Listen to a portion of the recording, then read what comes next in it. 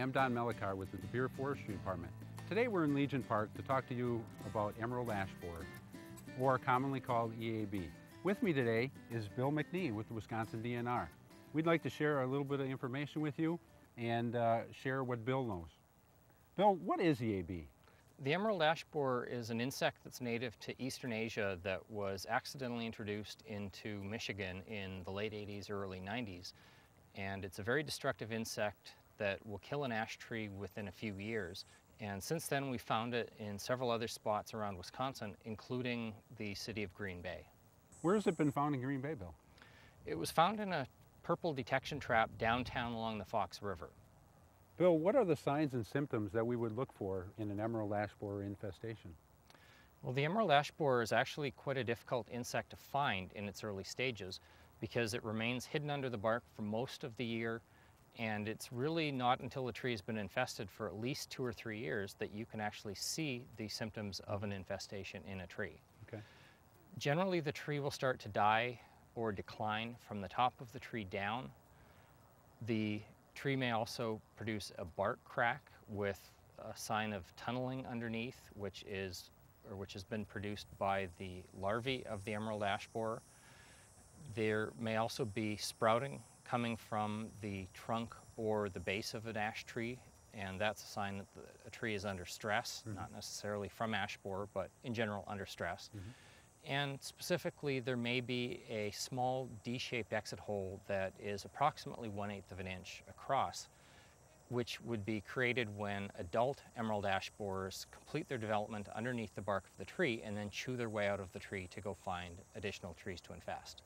So Bill, just to clarify what you were saying before, we have 2 samples here. One has the D-shaped exit holes and one has the winding S-shaped galleries.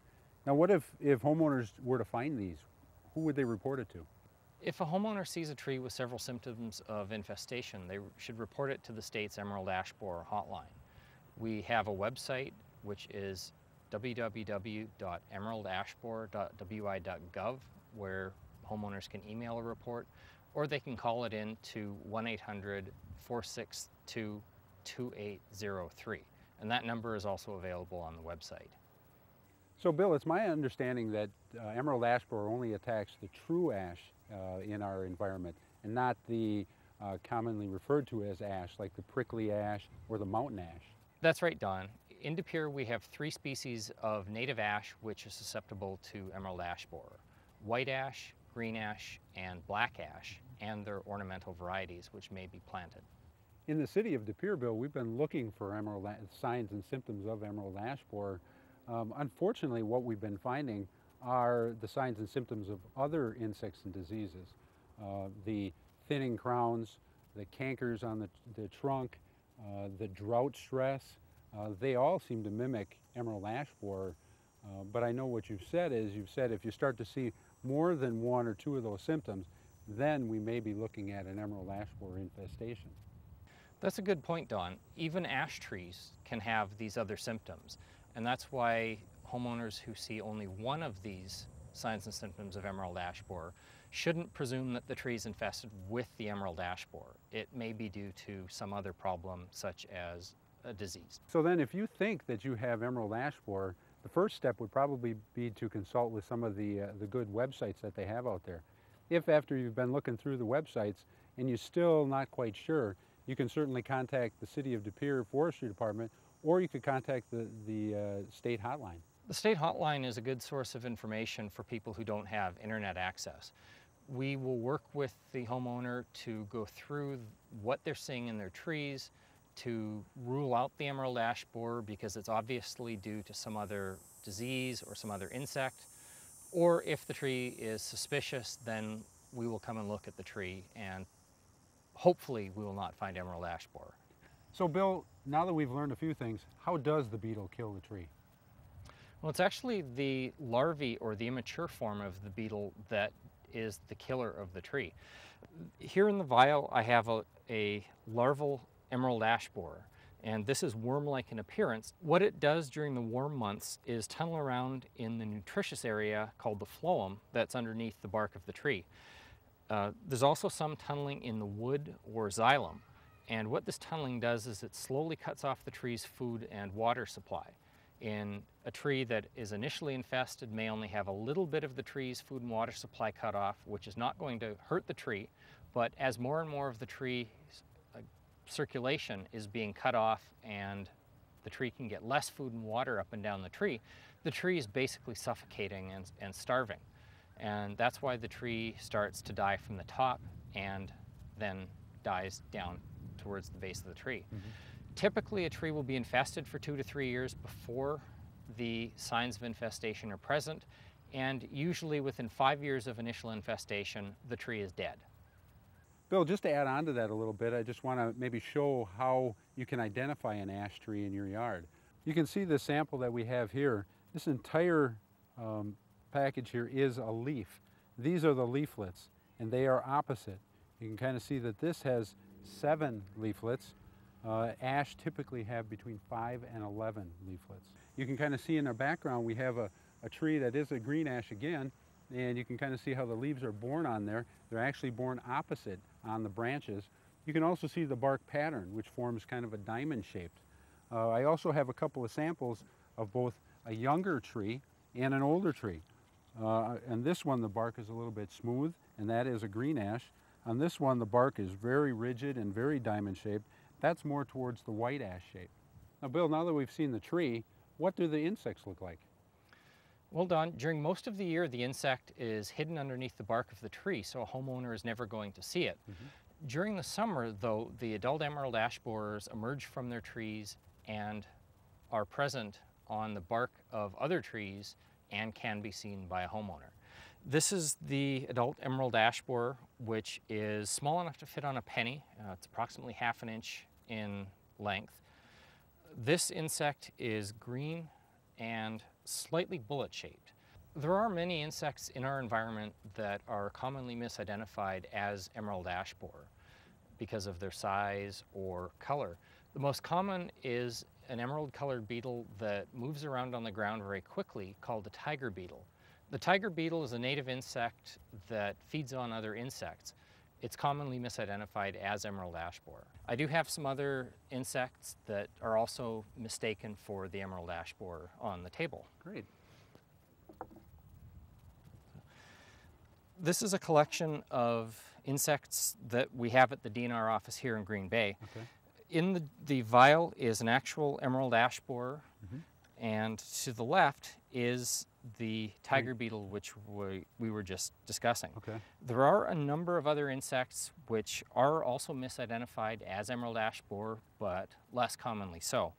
These are either bullet-shaped beetles that have a similar appearance to emerald ash borer because they're closely related, but they attack different species of trees, or they're different insects altogether which don't actually kill trees. Mm-hmm. For example, this insect, which is a stink bug, which is commonly green in color and thus associated with emerald ash borer, or the insect in the lower left, which is called a cicada.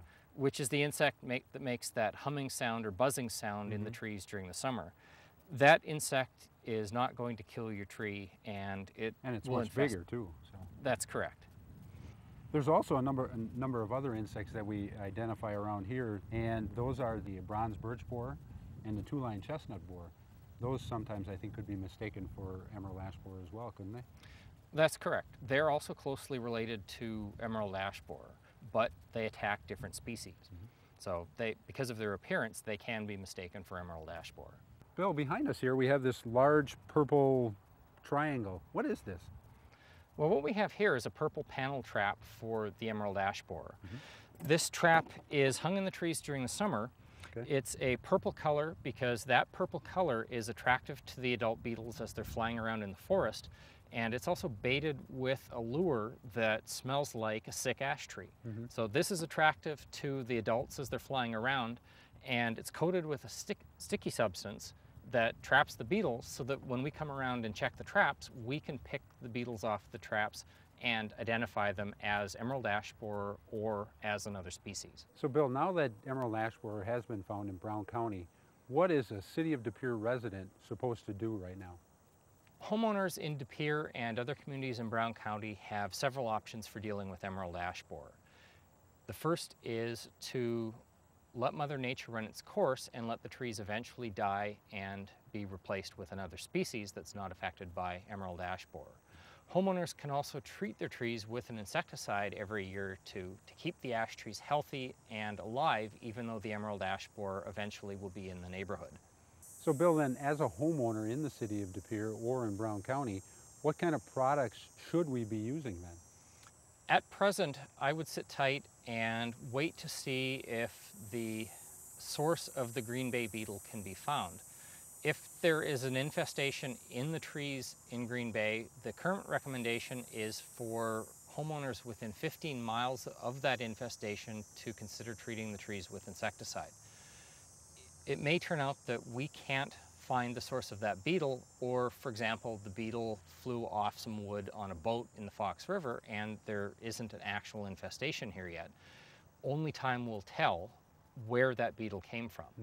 So my recommendation at present is to wait until next spring to treat ash trees with insecticide. Homeowners can buy one product at stores in the local area. That product is called Bayer Advanced Tree and Shrub. It's a product that you mix with water and drench around the base of the tree, and then the tree takes the pesticide up into the tree and it kills any insects inside the tree. There are a number of insecticides commercially available which can only be applied by an arborist or a tree service as well. Well, Don, I know the cost of insecticide treatment is going to be substantial for most homeowners and run into the thousands of dollars over the life of the tree. What else can a homeowner do? Like you said before, Bill, homeowners can either allow nature to take its course. In that case, then your tree would end up dying out over the next couple of years. Or you can, A, start to replant now while the tree is still healthy, start to replant trees that are not susceptible to emerald ash borer. Or B, you could wait until that tree actually dies and then replant. There's many options and many ideas that you can certainly take. Back in the 60s and 70s, when Dutch elm disease killed most of the elms, commonly only one or two species were replanted in a neighborhood. What can we learn from that mistake to apply to emerald ash borer? What we learned from that situation back in the 70s was that, you really need to create a diversity of plant material in your yard, such as planting ornamentals and shade tree and evergreen. Because if you plant too many of one species, you end up with a mess that we may end up here soon. That's a good message for the public in that the long-distance movement of articles around the world and around the state can spread new pests and diseases that we don't want. That's why we recommend that the public not move firewood long distances, because you could be spreading an insect or a disease into a new part of the state or a new part of the country. So Bill, now with all the information that we've kind of run through, what are the lessons that we should probably come out of this with? Well, Don, the first is for the public to be alert for the signs and symptoms of the emerald ash borer infestation, because the earlier we find it in your neighborhood means that we have more options for dealing with the pest for your neighborhood and for your city. The second message to take home is the importance of not moving firewood long distances, because we could be spreading emerald ash borer into new parts of the state that don't have it. Thanks for all that helpful information that you gave us today, Bill. I'm Don Melichar with the De Pere Forestry Department. Thanks for watching.